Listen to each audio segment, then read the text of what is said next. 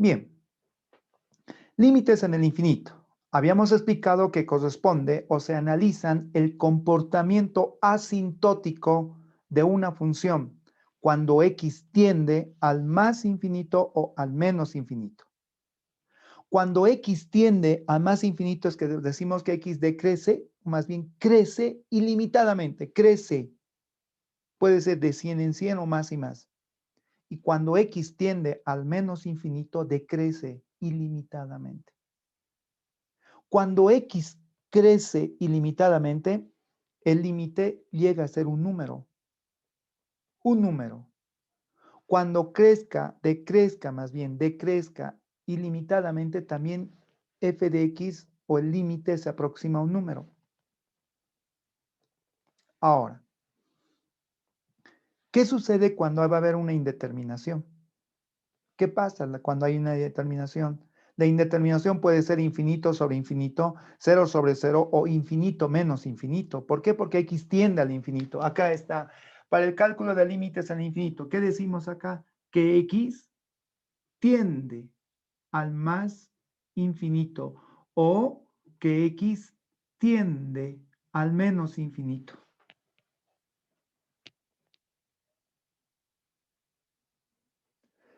Para el cálculo de límites en el infinito, en cualquiera de los dos casos, debemos comprender que todo número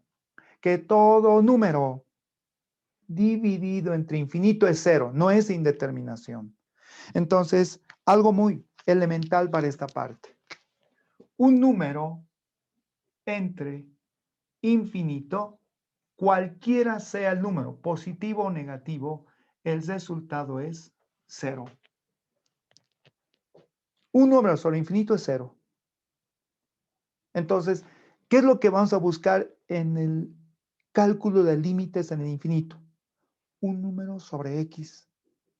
¿Por qué sobre x? Porque x tiende al más o al menos infinito. Si un número sobre infinito es cero, entonces en el cálculo de límites en el infinito, vean ustedes cuando x tienda. Acá no interesa si es más o menos infinito, pero ¿qué es lo que vamos a buscar?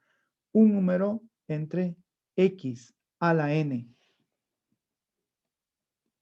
¿Por qué? N es mayor que 0. Con eso estamos garantizando que es positivo. Ahora, n no necesariamente va a ser un entero. Puede ser fraccionario, pero ese número debe ser positivo. Debe ser positivo. ¿Por qué? Porque solo así garantizamos que x a la n va a ser infinito. Y si el denominador es infinito, a sobre infinito es 0.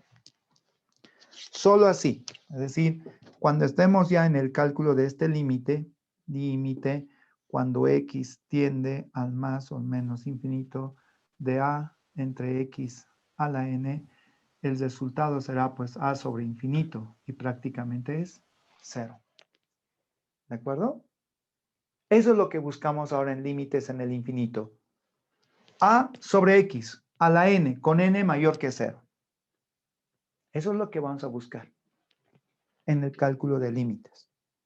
Ahora, cuando calculamos límites en el infinito, hablamos de funciones racionales. ¿Y qué entendemos con función racional? División de polinomios, por lo general. Eso es una expresión racional.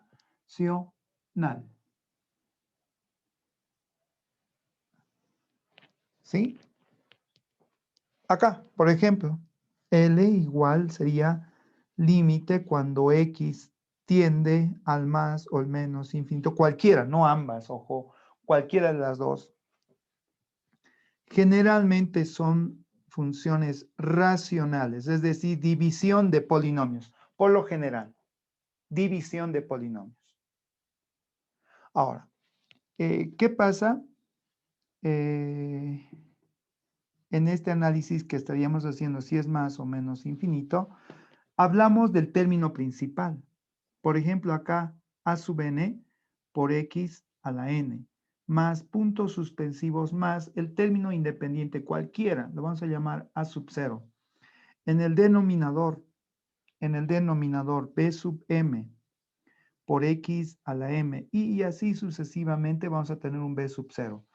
Estos son los coeficientes principales porque el grado de este polinomio en el numerador es n y el grado del polinomio en el denominador es m. A sub n y b sub m son coeficientes principales.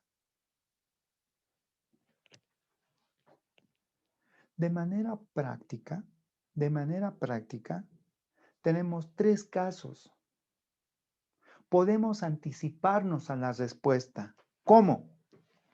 Entonces, vamos a hablar del caso número 1. Del caso número 1 cuando n es igual a m.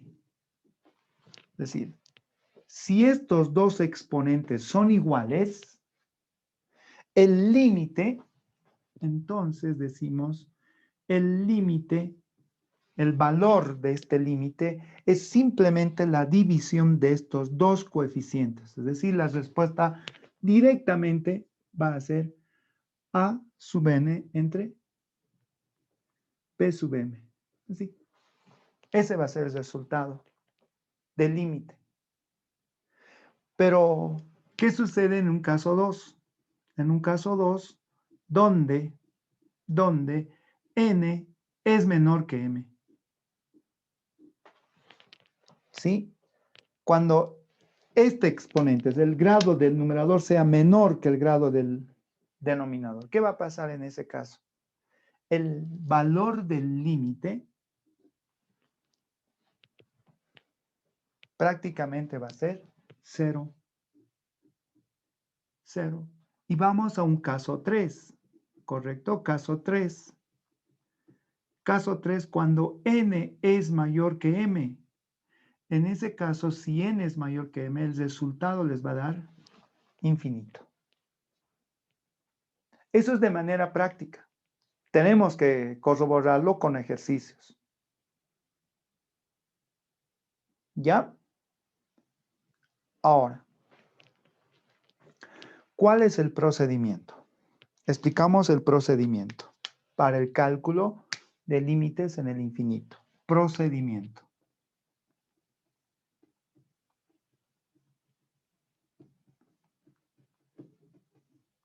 Listo. Procedimiento. De manera general, ¿en qué consiste el procedimiento? En identificar el grado mayor. Por ejemplo, si n es el grado mayor, numerador y denominador se divide entre x a la n. Ahora, si m es el grado mayor, numerador y denominador se divide entre x a la m. ¿Con qué objetivo? Con encontrar un número entre x a la n. Porque al evaluar, el resultado va a ser 0. ¿De acuerdo? Entonces, el paso 1, ¿qué había sido el paso 1? Identificar el grado mayor. El grado mayor. Mayor. El grado mayor puede estar en el numerador o puede estar en el denominador. Identificar el grado mayor. Paso 1. Ahora en el paso 2. En el paso 2, dividir. Numerador y denominador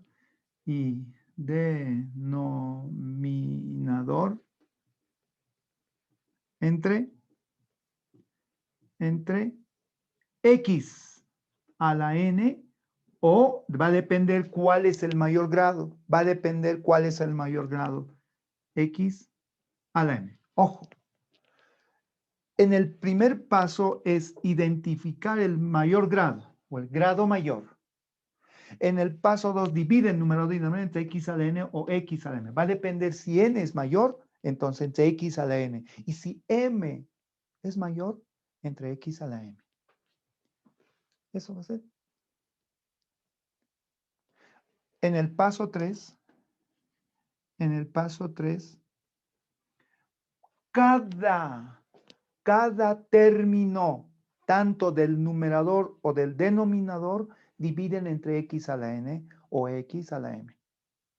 Entonces, acá obtener